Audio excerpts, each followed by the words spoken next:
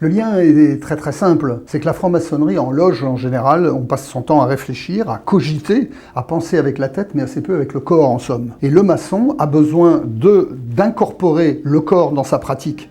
Et aller dans un monastère maçonnique laïque, parce que c'est laïque, ça n'a absolument rien de religieux, eh bien c'est un moyen de se recentrer, de se couper du monde pour se retrouver avec soi-même. Alors pourquoi c'est maçonnique?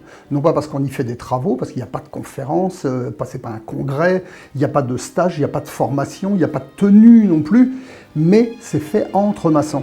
Et pendant 5 jours, puisque cette retraite va durer 5 jours et 5 nuits, eh bien on se retrouve qu'avec des maçons, entre nous, et à ce moment-là, ça devient maçonnique parce qu'on est coupé du monde profane. Voilà pourquoi c'est une retraite spirituelle maçonnique.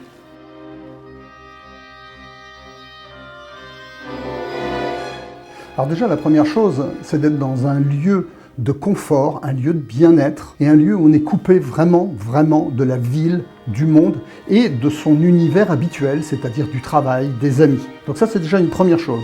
Deuxième chose, on va manger sainement pendant une semaine. C'est-à-dire qu'on n'a pas à préparer son repas, tout est prêt, les 3 repas du matin, du midi, du soir sont prêts. On est ensemble, il y a une bibliothèque maçonnique, il y a des exercices physiques, rien n'est obligé, mais autant en profiter.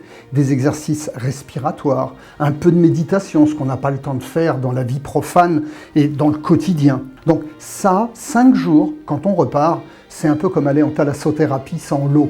En fait, c'est la thalassothérapie de l'air, la thalassothérapie du recentrement. Je ne suis pas vraiment en mesure de dire ce qui va se passer chez vous, chacun va vivre ce qu'il doit vivre.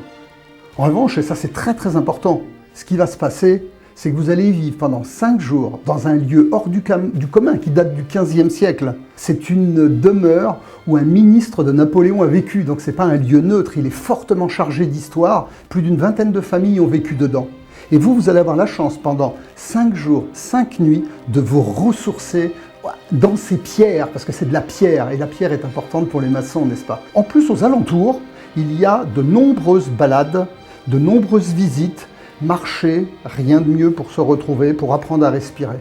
Et tout cela participe à votre recentrage et à la découverte. La vérité est au fond du puits, mais le puits se trouve ici, n'est-ce pas? Mes bien-aimées sœurs, mes bien-aimés frères, c'était Franck Fouqueret, l'animateur et le concepteur de ce premier monastère maçonnique laïque.